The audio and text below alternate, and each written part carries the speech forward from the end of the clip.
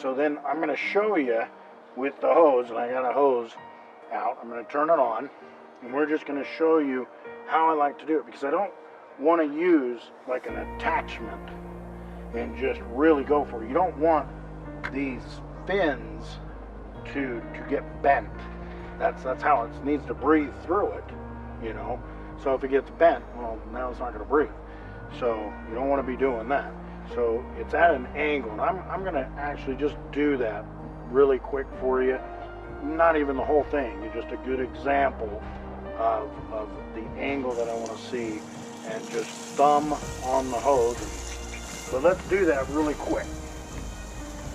Now I take that at an angle, and I'm just rinsing. The other thing about going down is if there's a little something stuck in there, a lot of times you can push it down. Again, not a bad idea. I would recommend it. No power, you know, you got it off. And so you go all the way around. After you're done with that, you don't need to go, oh, I gotta like totally let it dry.